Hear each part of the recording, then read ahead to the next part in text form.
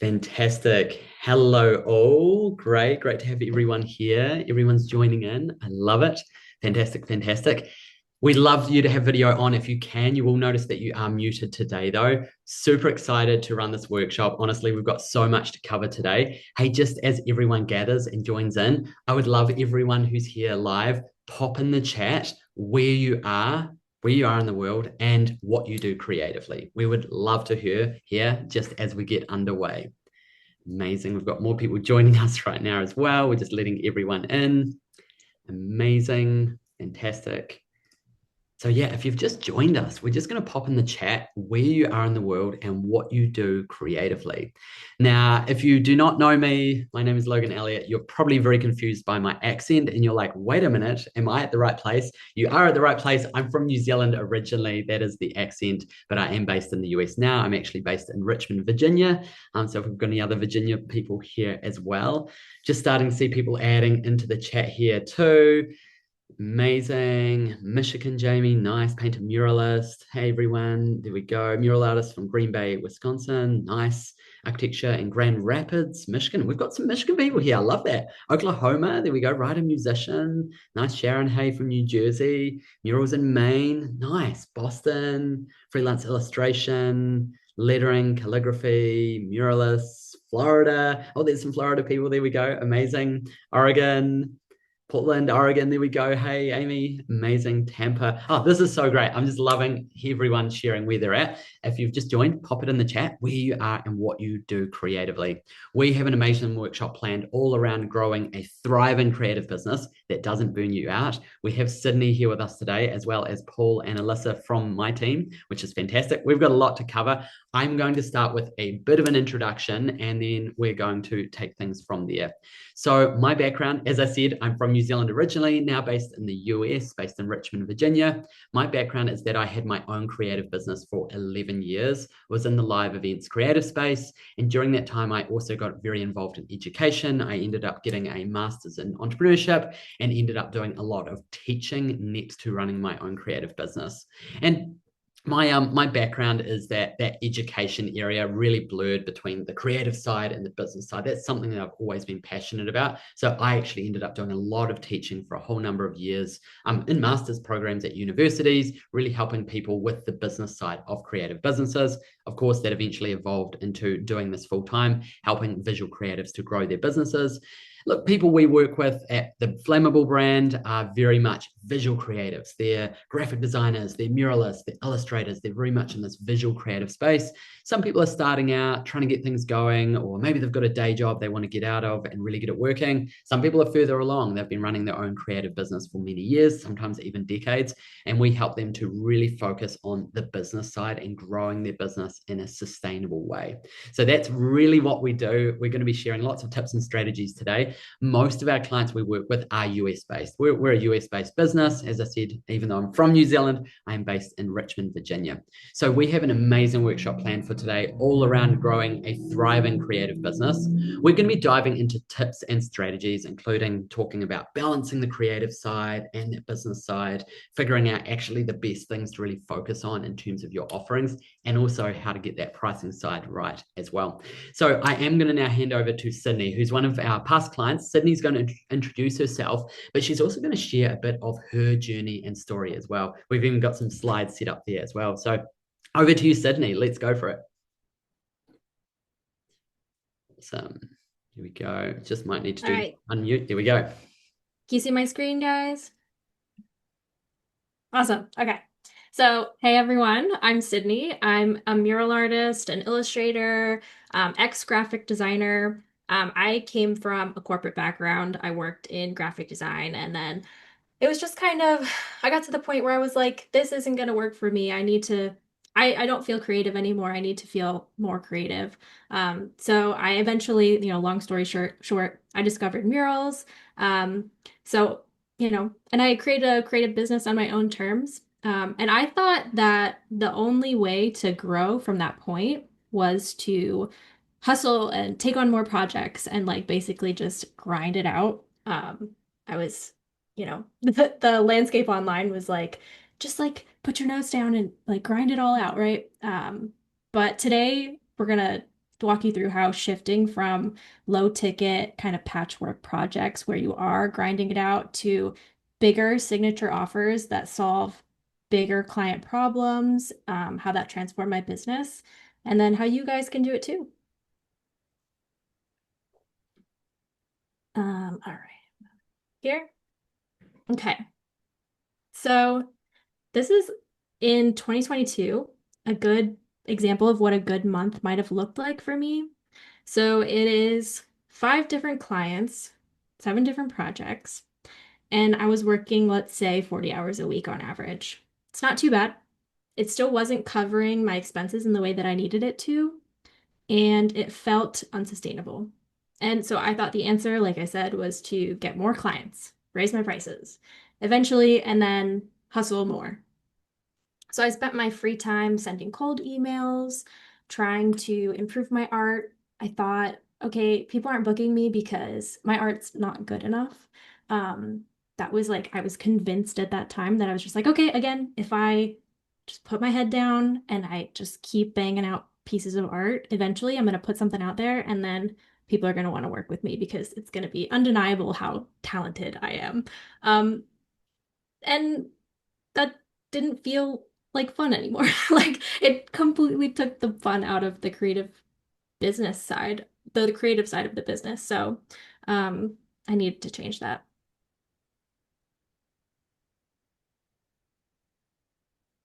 So if you're feeling stuck, like where I was, I want you to hear that you're not behind, you're not hustling, or you're hustling. You are talented, you're doing the work, and 9 times out of 10, the problem is not that your work is bad, it's not that you're untalented and people don't want to work with you. It's how you structure your offering. So like I was, most of your offers are probably low ticket one-off projects that don't give your clients opportunities to work with you in that bigger way. So it keeps you in this hamster wheel, basically.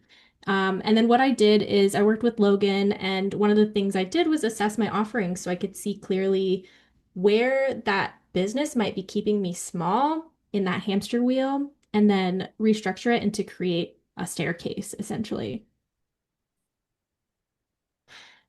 So it's easy to think that if I just had more clients, things would work. But let me tell you, the more client doing low ticket work, it makes things even harder because you're just piling on to what you're already doing and just like the hamster wheel is already going and you're going to fall off.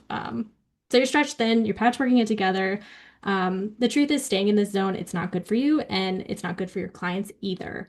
They miss out on the bigger ways that you could help them and you burn yourself out in the process.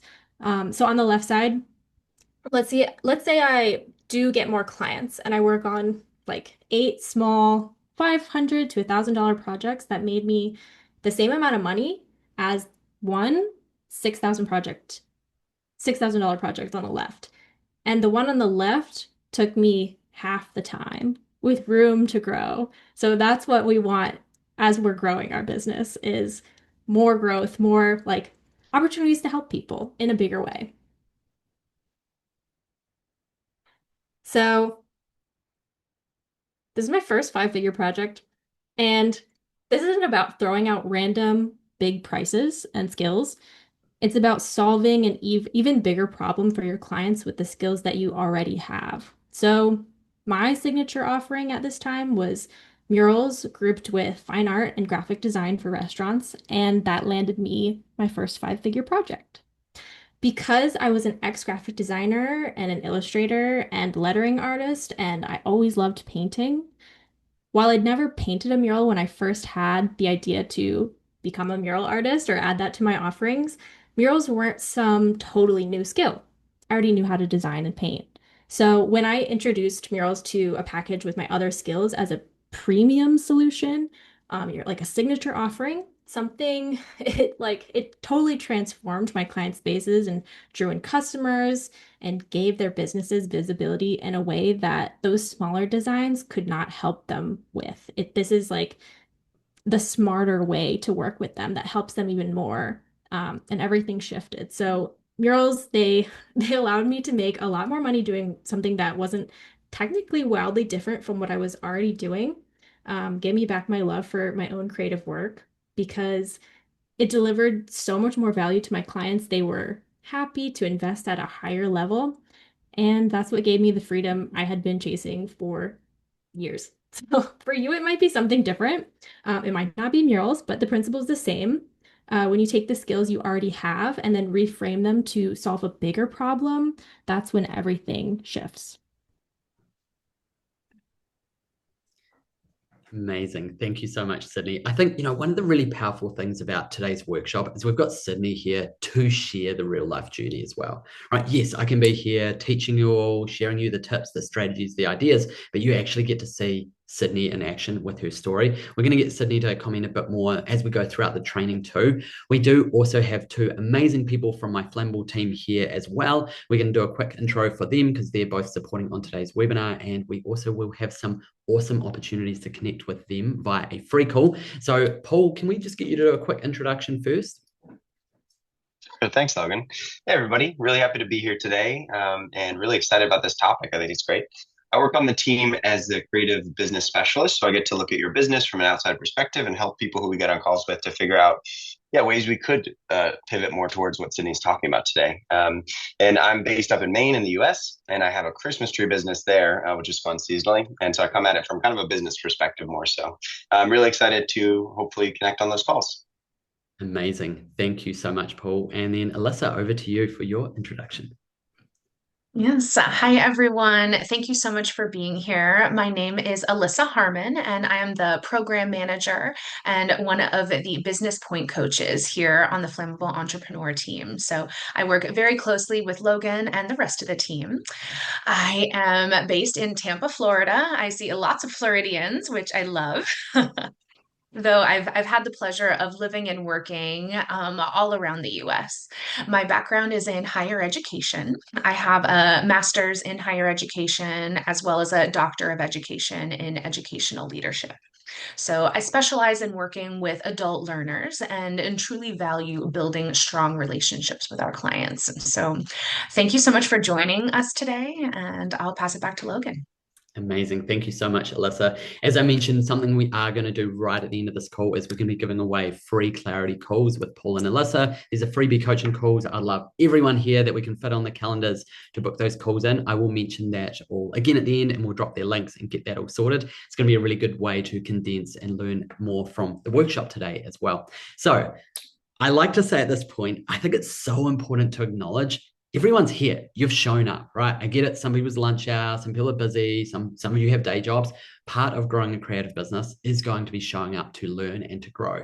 And the difference between successful creatives and people that aren't successful is that the successful ones get out of their comfort zone, take action, right? So showing up here today is part of that as well. And a big part of what we want to get you focused on today is getting beyond the ideas and the theory and actually going, hey, what are the actionable steps I can actually take as well? Now, as part of this, we always love an interactive workshop. So we're going to have some fun here today. Those of you on video, raise your hand if you would like $100.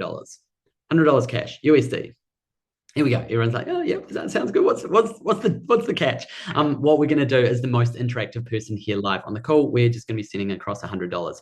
Interactivity means interactivity in the chat, video on, those good things there. We love a very interactive chat. You can comment things. You can share different comments along the way, different learnings, things that you're hearing as well. We're already getting some fun emojis there. That all counts too. So Celeste from my team will also keep an eye on that. And at the end of the call, we'll choose someone for that. It's just a fun way to really help people to lean in a bit more today, really be here and really be present for the workshop. And, it's a bit of a silly, fun thing that we like to do on these workshops too. There we go.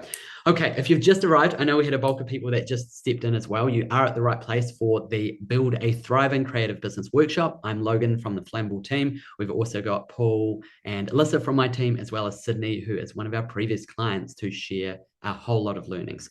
Now, let's dive into the topic. So this is a really interesting one because you're probably here because you're like, hey, I either want to start a creative business or you might want to grow from where you're at, right? I'm sure that's the reason you're like, hey, like maybe you've been doing this for years or maybe you've been wanting to get started, but you want to make this work, right? We're going to be really diving into these things in detail because I get to have this unique position where I really see the stuff that gets in people's way. right? This is both through conversations we have as well as the people that we work with. So we're going to be sharing these tips, strategies, learnings, and part of it is also getting you doing the right strategies. We've seen this again and again. Paul, Alyssa, and I have conversations with many people who we're like, hey, like, you're talented, you're so good at what you do, but you've got the wrong strategy. You're putting your creative ideas out there in the wrong sorts of offerings in the wrong ways.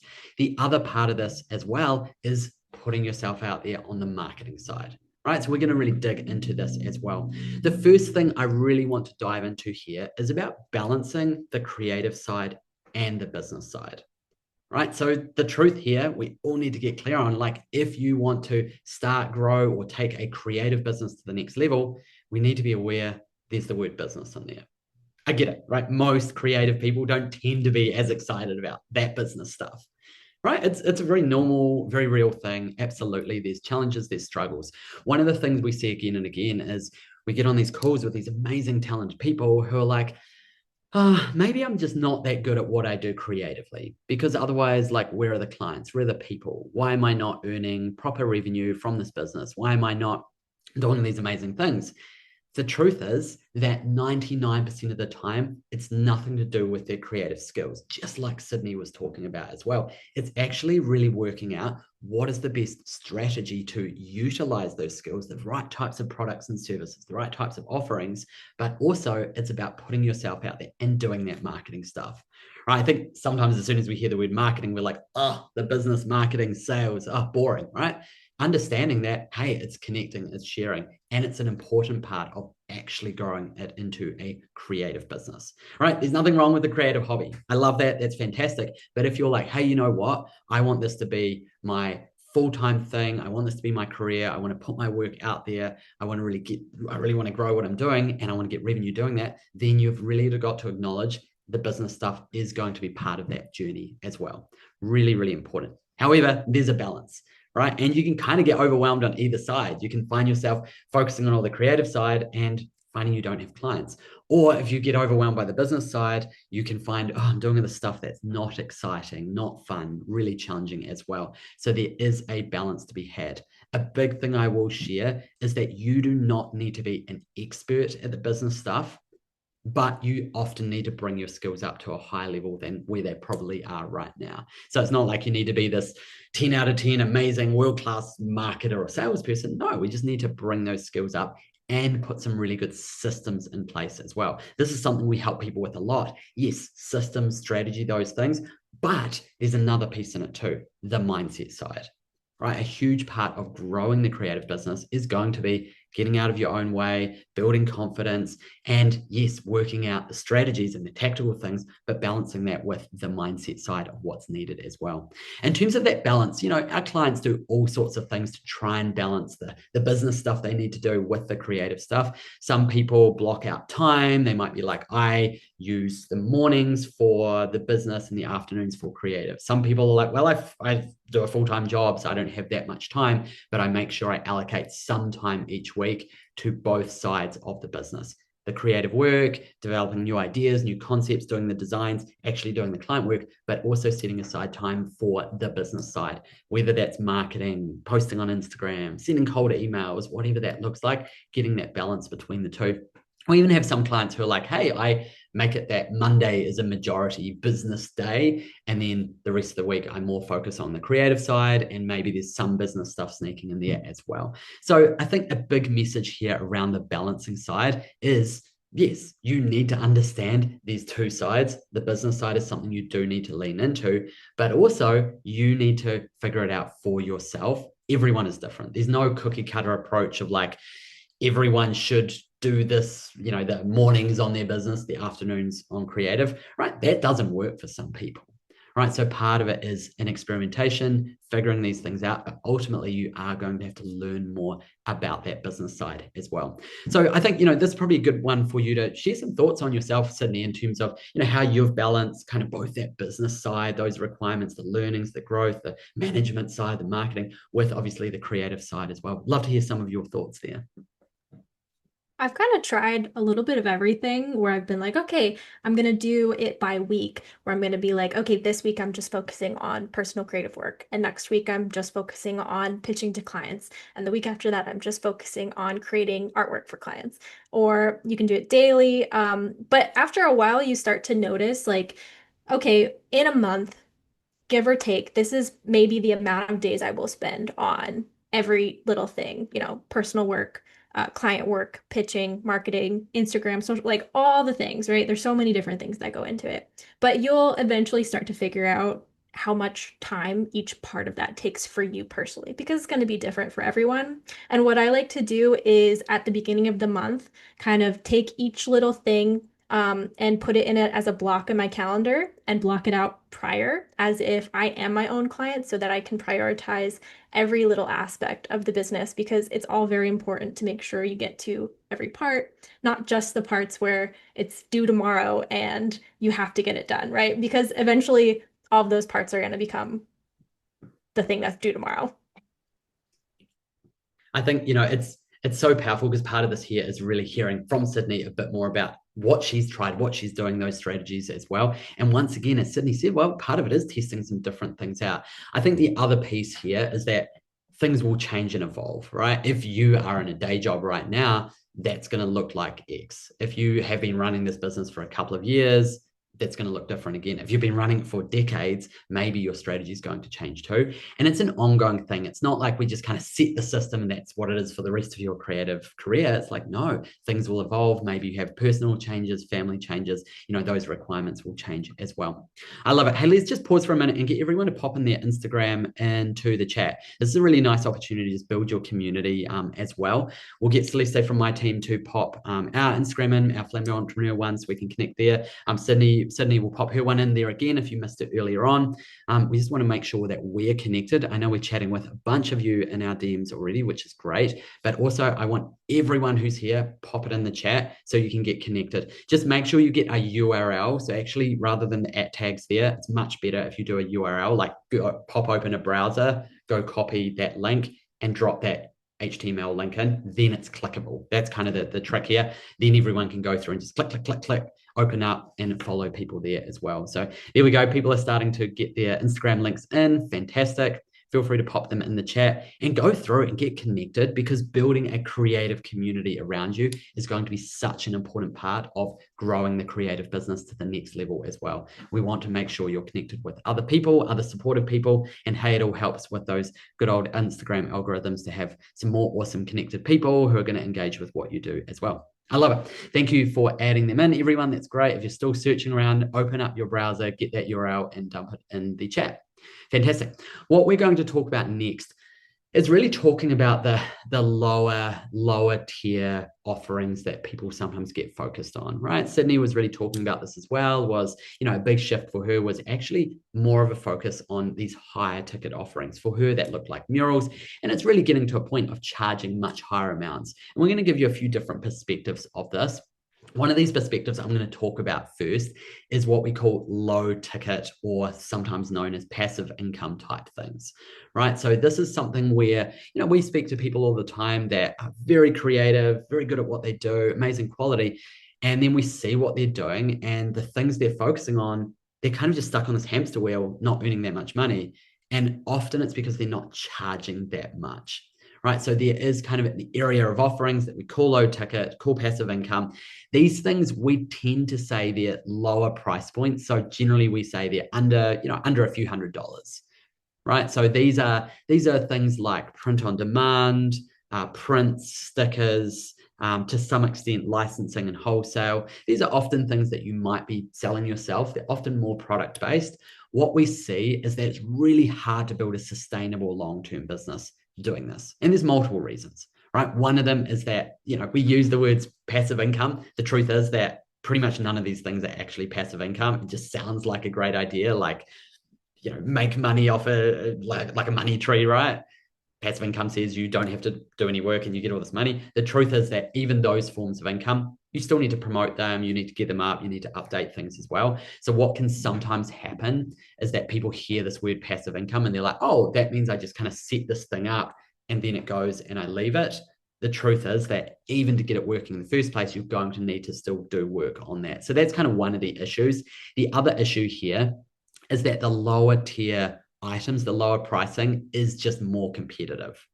Right. And this, yes, we're talking under $300, absolutely, but it still exists, even when you get up to 1,000. When you start selling things that are above that, 2,000, 5,000, 10,000, there's just going to be less competition out there for other people trying to do things at that level as well. So, we're finding an incredibly competitive space trying to sell those $3 stickers or $8 stickers, the $30 prints, or trying to do the market thing, or, honestly, things are just so saturated. We're at the point now where, in terms of print on demand, if you know what that is, we're telling our clients, like, don't even bother, right? It's too competitive. The only occasion when we say, yeah, you can do that if you want, is when people are really passionate about it. They want to spend a little bit of their energy on it.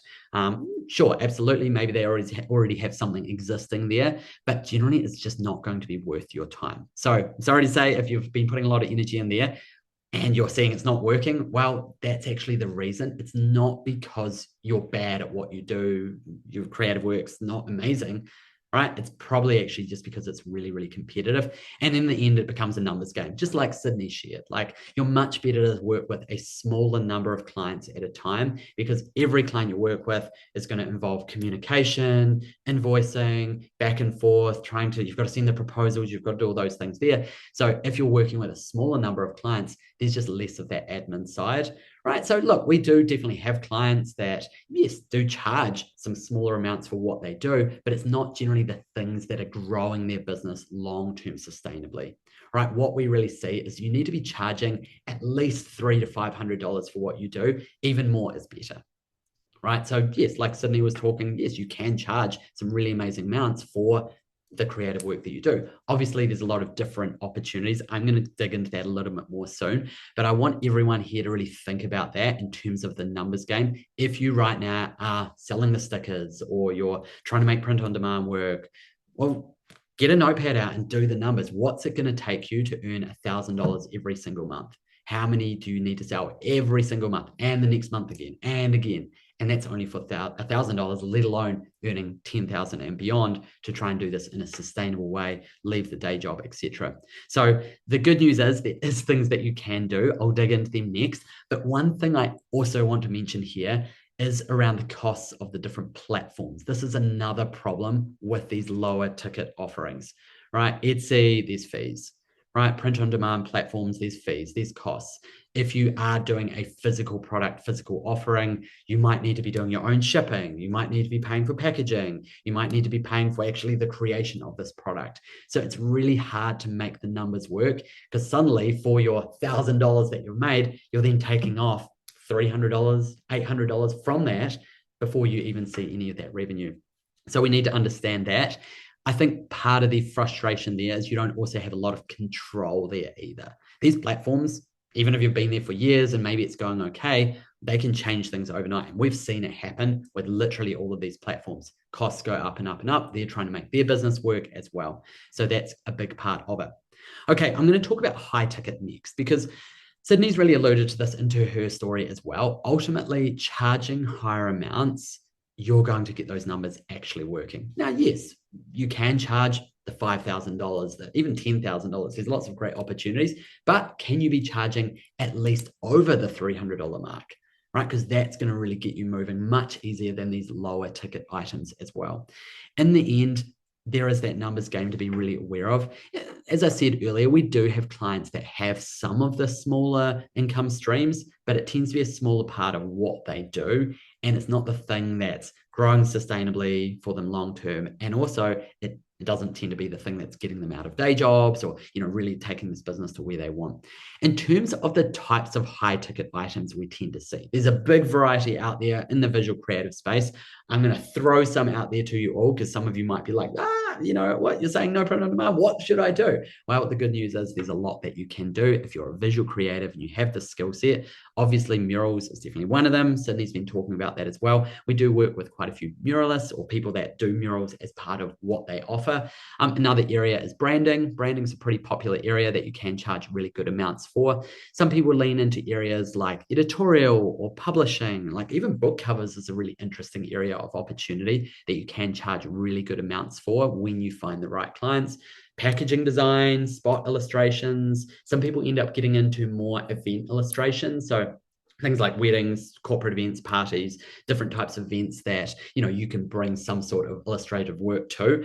Either live illustration can be part of that or doing the illustration in advance. And then, of course, we have our graphic designers. There's still a ton of opportunities in the graphic design space. Sometimes those people tend to lean into building longer-term relationships with people, but there is a lot of opportunities to really do amazing design work.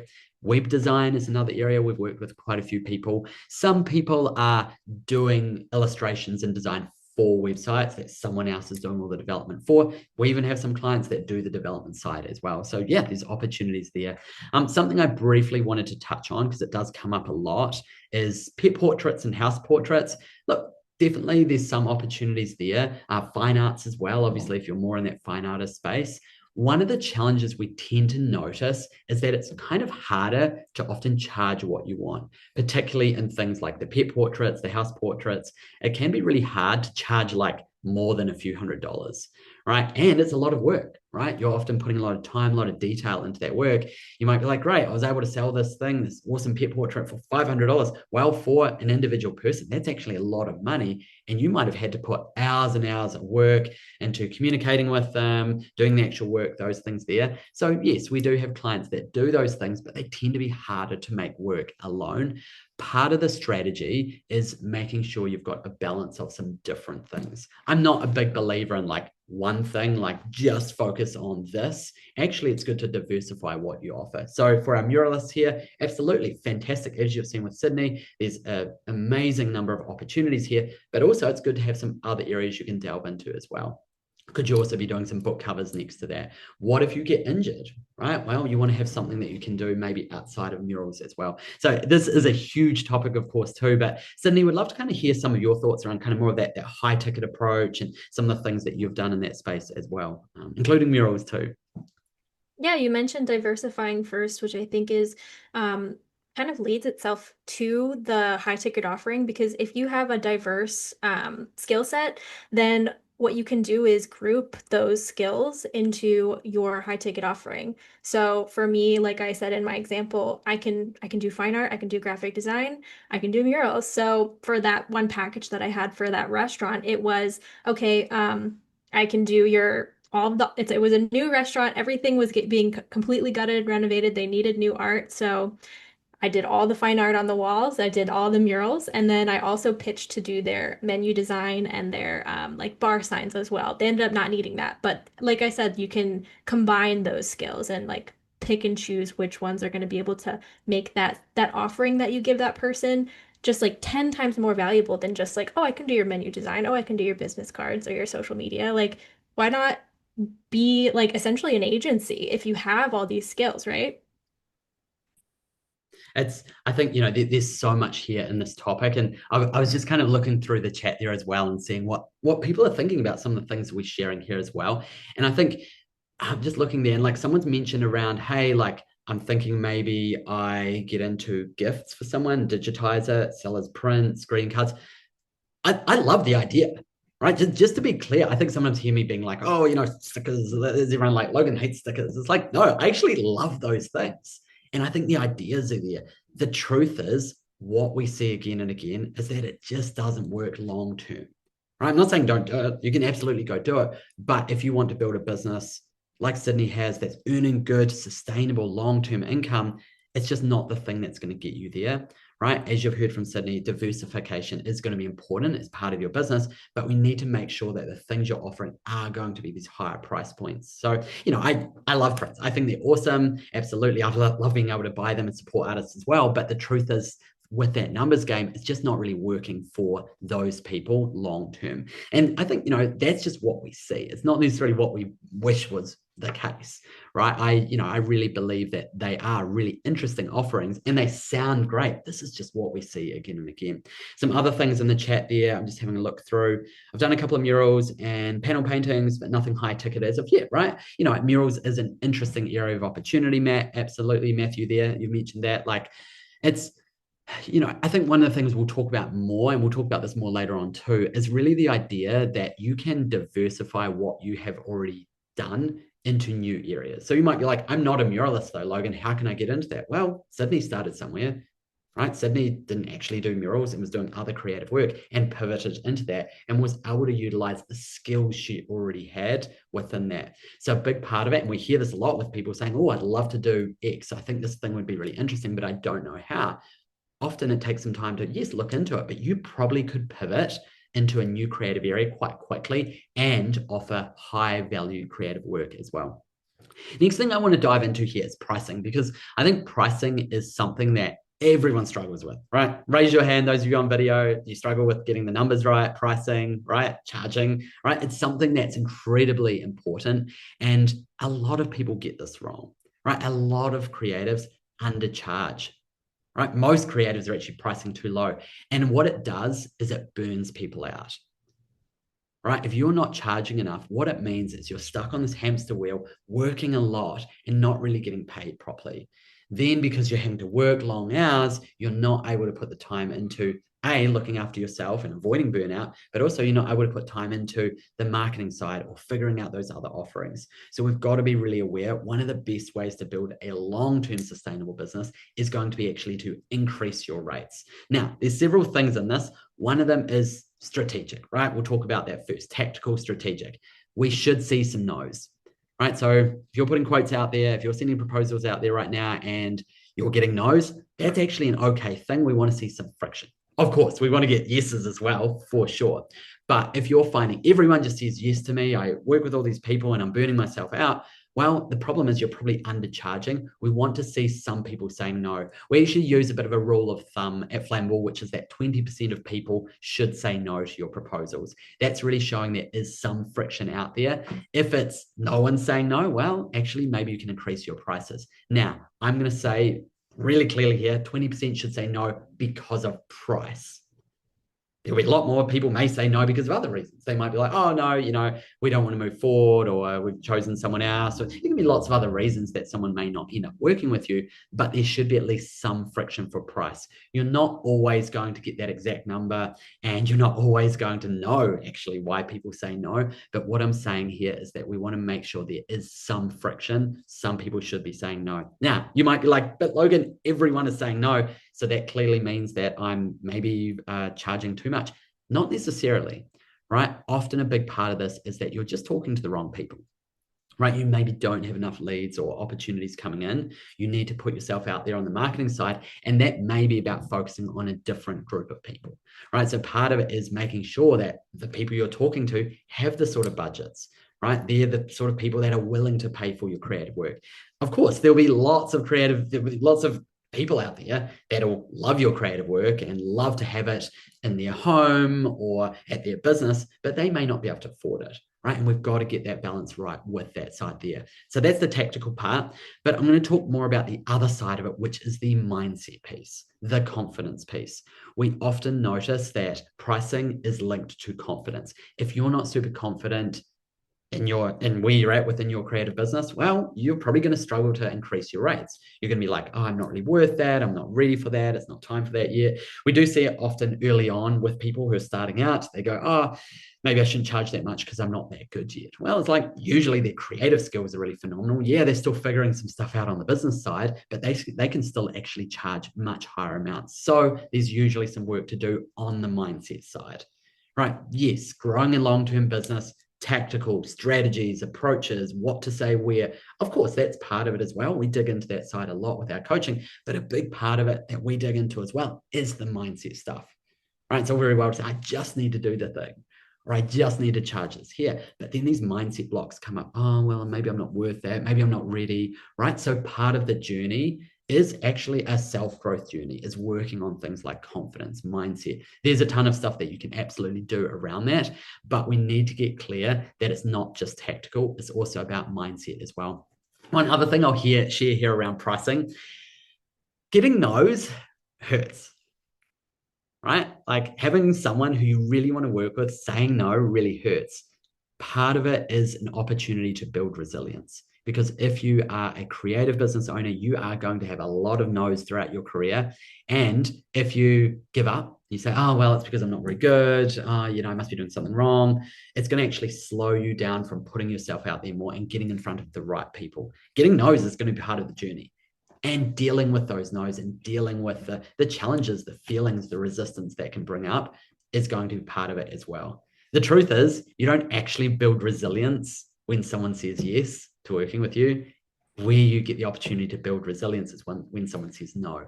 Can you show up again tomorrow? Can you keep moving forward and putting yourself out there as well?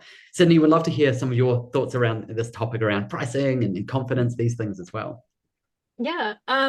Okay, so something just came up in the chat where I was like, okay, I have to talk about this real quick. So someone was talking about when you get your price out there and then you get ghosted and that it hurts yourself. Just a quick aside. So I got married last year and then I was, that's a lot of high ticket items that you're purchasing and you're talking to vendors, you're talking to a photographer and they're like, okay, that'll be $12,000 for the photography, right? Fantastic, right? But when you get that in an email, I think that you can look at it and be like, oh God, that's a big number. But when you're on the phone with them, and if you're talking to them in person or not in person, like on the phone, face to face, Zoom, whatever, it's a lot easier to give that number to them along with the explanation of the value behind that number. And I think that the mindset also ties into knowing your value as well and being like, okay, I know I can help these people truly, and it's worth this $12,000 ticket because of these reasons, and I'm talking to them about it, and I think that also when you are having that face-to-face on Zoom or over the phone moment and that you can make the personal connection, there's less of a chance that they're going to ghost you and you're going to come across as somebody that they want to work with. And then on top of that, another thing I noticed when working with vendors, it was like, me as the person looking for help with this specific thing, I had so many things going on in my life, right? Like I was probably accidentally ghosting a lot of people, but it was the people who were quote unquote annoying. They weren't annoying, but like I would like you might consider yourself to be like, oh no, I don't want to follow up. I'm going to be annoying. No, be annoying because those were the people I ended up working with because they kept showing up and I was like, oh, these people, they show up and that's what I need. I love it because it's like, those people have good systems, they're professionals, they're focused, they're like, hey, you're going, hey, I want to work with them because they've got their stuff together as well. Right. It's kind of interesting, follow-ups is definitely a big part of it, big part of growing a business. And is it interesting that mindset stuff that comes up, right? Like Sydney was saying, like, you've got to be annoying. And it's like the amount of people that come back to our clients rather than going like, who do you think you are? And how dare you email me again? Go, oh, thank you so much for getting back to me. Like it's amazing. Those follow-ups can really help. Like, oh, wow, sorry, my inbox has been overloaded. I've just had 2 weeks of leave. Like in your mind, you're like, they've ghosted me, right? They don't like my work. Maybe it's the pricing, those things there. Whereas actually understanding that in the person who's buying the services, well, they may have other stuff going on, just as Sydney mentioned as well. So such a powerful thing to really think about within that. I love that you've brought that up as well, Sydney. I love it. Obviously, we've touched on so many things today, right? We've dove into balancing this business side, really looking at those high versus low ticket offerings as well. We are going to jump into some Q&A soon as well. But what we're going to do from here, yes, we're still doing the $100 giveaway if you're wondering. So keep that chat rolling. But what we're going to do now is we're going to talk you through the next steps, right? Because the truth is we've just touched the tip of the iceberg today. Having some more clarity, ideas, learnings, hearing about Sydney's journey is so fantastic. But often we see that people do need to dig a lot deeper and they're going to also need to put time and energy into figuring out the marketing strategies, the sales strategies, working on that mindset stuff as well. This is so, so important. So As part of this call here, we are going to be giving away free clarity calls with Paul and Alyssa from the team. This is a free opportunity to jump on a call with them, ideally as soon as possible. There's times tomorrow, there's times for next week as well, and really getting connected and using that time to dig into some of the things you learned on today's workshop, but also to share some of the challenges with them, share the dreams, share what's going on, and share what's getting in your way as well. So I would love to make sure that we get as many people here on these free calls. What I'm going to do is I'm going to drop a link soon, and this has a booking link so you can get booked in. It'll just automatically go to Paul or Alyssa. They're both phenomenal coaches, so make sure you do book that in.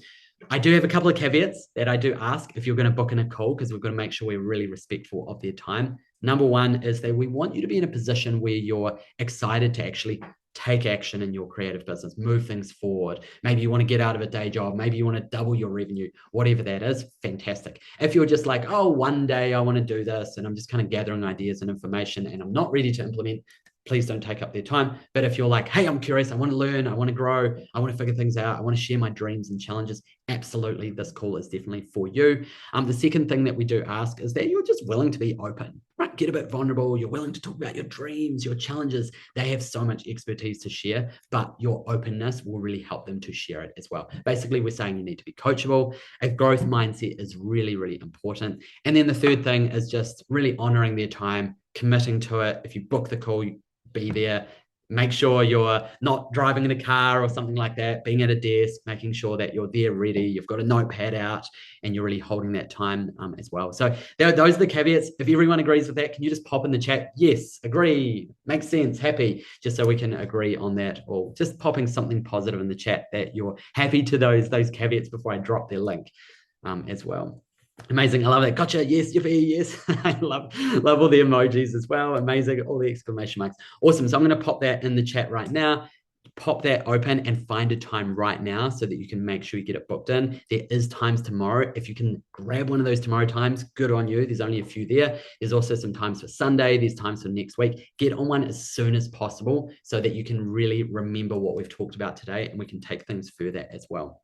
Amazing. Fantastic. Fantastic. We do have some more things we want to cover. We did get some questions sent in beforehand that we'll try and go through. And if there's some other things in the chat, we might be able to get to some of them as well. I know, obviously, when we talk about creative business, we need to really get the balance of the challenges, but the opportunities. This is a time where there's a lot of opportunities in your business. So really, really important that we do take these things forward. These questions are really good. This first one here, Sydney, we're going to get you to answer this. It's around how to get started. And I think this is a really good one, particularly say in the mural space. Sydney will be able to give some examples here. But yeah, Sydney, do you want to share a bit more about, how you got started with murals, how you can get started in general? That's a really great one for people to hear about. Yeah, totally. So I can share my own story of how I got started. So I was, like I said, I was in a graphic design role at a marketing agency in New York City.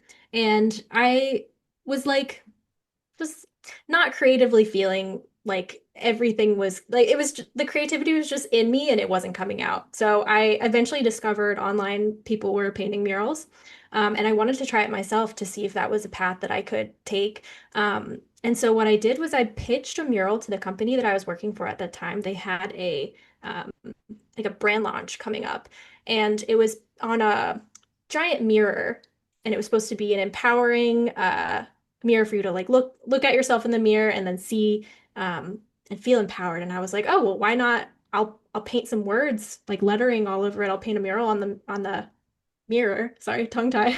Um, and so that was my first mural, was literally for the company I was working for. It was unpaid, although I mean I have a salary, but technically I was working extra for that. But and then that just kind of taught me like, okay, I can do this. I have the skills to paint a mural. And that was just really the whole start of everything. And if you guys are interested in how to get started in murals in general, if the story inspired you to consider adding murals to your offerings or even just try it out, I'll pop a little link in the chat right here about I have a mural starter guide and it's free and you guys can check that out.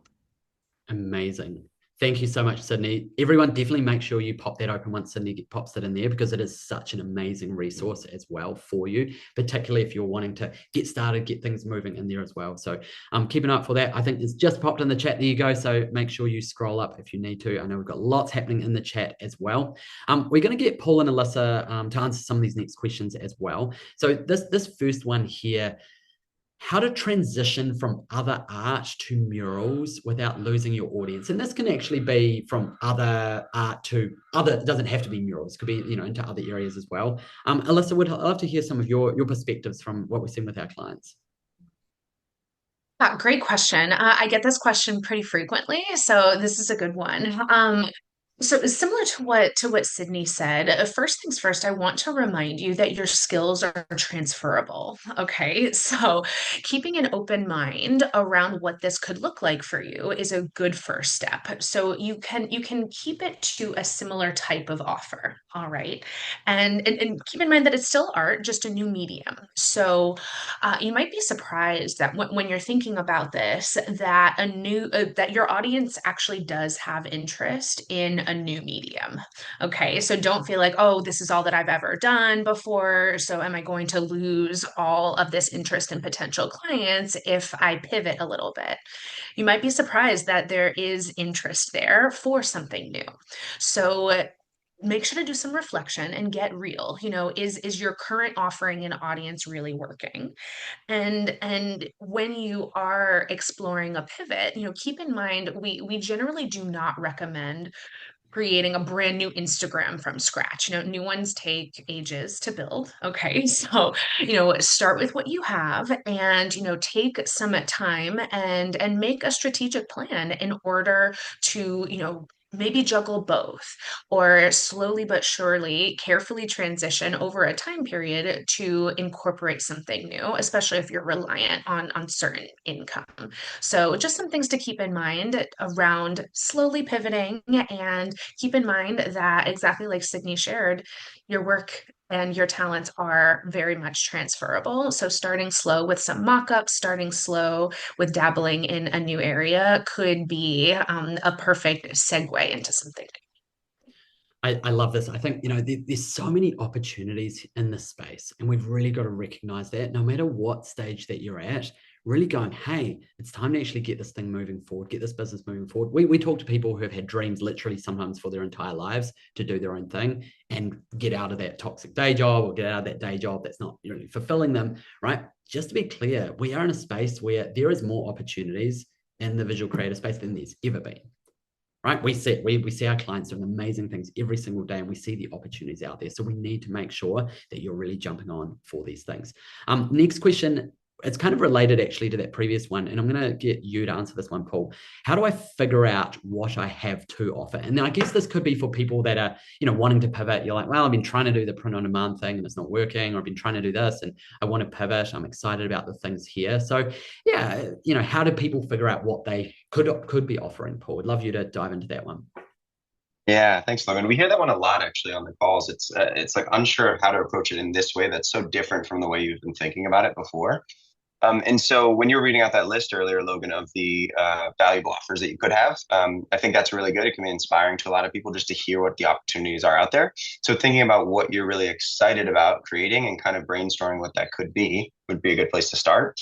Again, at $300 plus, ideally, the larger ticket items. And to kind of figure out what that might be, you've got to look at what people are willing to pay for.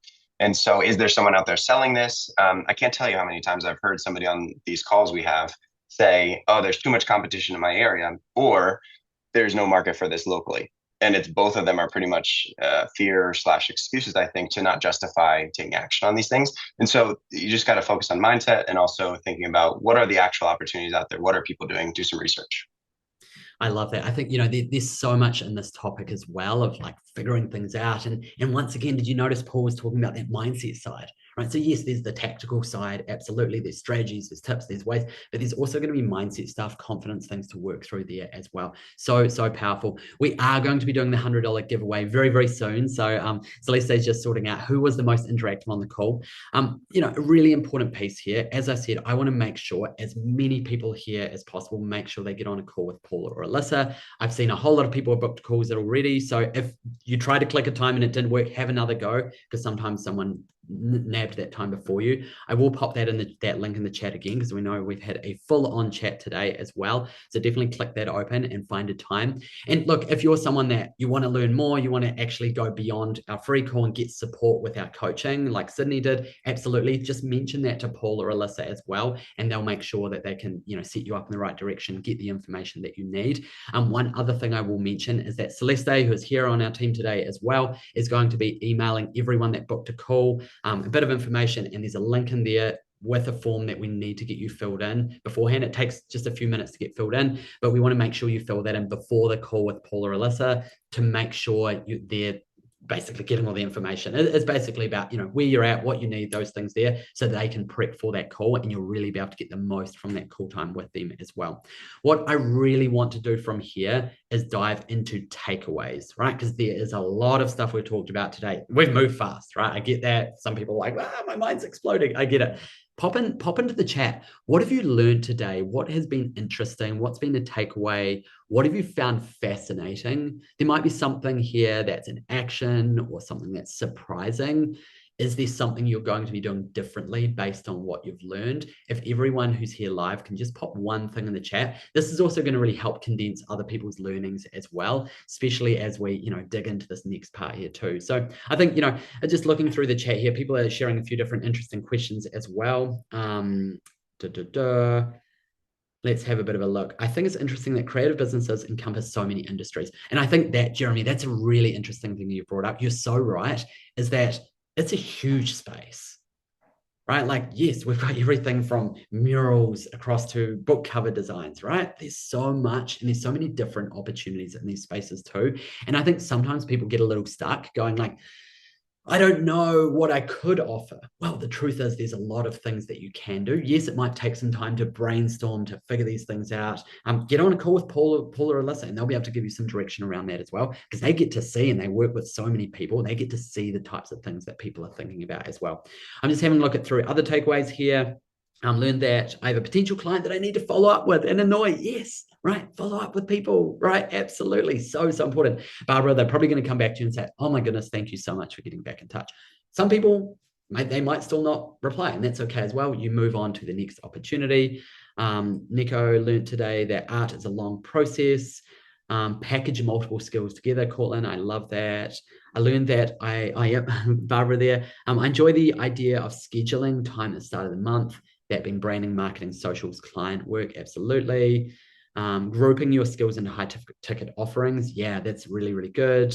I love it. You can offer free consults on projects when you don't offer it anyway, then when you do offer it anyway. I feel inspired. Awesome, Jenna, that's part of what we're doing here today as well, is to inspire everyone, help people get excited about starting or growing, right? If you've been running your business for years, there's still plenty of opportunities. Sometimes we can get a little fatigued if you've been doing this for a long time and you've noticed maybe your revenue's dropped off a bit and you're not getting those repeat clients or the referrals like you used to. Well, the good thing is there's lots of ways that you can market your business. I'm starting on a new website, and my online presence in the past has been based on selling prints. Rethinking that. Good. Right, absolutely. There's some rethinking that may need to happen, particularly around these offerings, particularly around that high ticket versus low ticket thing. We sometimes talk to people who are like, I've been trying for the last 3 years to make this thing work, and the thing that they're doing is not something that we would recommend spending 3 years to make work. Right? We're like, hey, it's not because you're doing something wrong. It's because this type of offering, maybe it's print on demand, isn't the thing that's going to get you to leave your day job or get you to grow your business in a sustainable way, right? Because the key here is that word sustainable. we don't want you to just exhaust yourself and burn out. You should not have to work 80 hours a week to grow a sustainable creative business. Actually, you don't even need to work 40 hours a week. You can do this in a sustainable way. It's so, so important, but we need to get that mindset stuff right. We need to lean into the business side. We're also going to need to get those offerings right and really maybe pivot what you're doing as well. So honestly, just excited for the other things that people have shared in the chat here as well. We are going to be wrapping up in the next couple of minutes. We do have the $100 giveaway. Teresa was the most engaged, so I'm just going to pop name in the chat. You get the $100. So Teresa, can you please send us a DM or an email, and we'll make sure we send that across to you. We are going to wrap up now. It's been lovely having everyone today.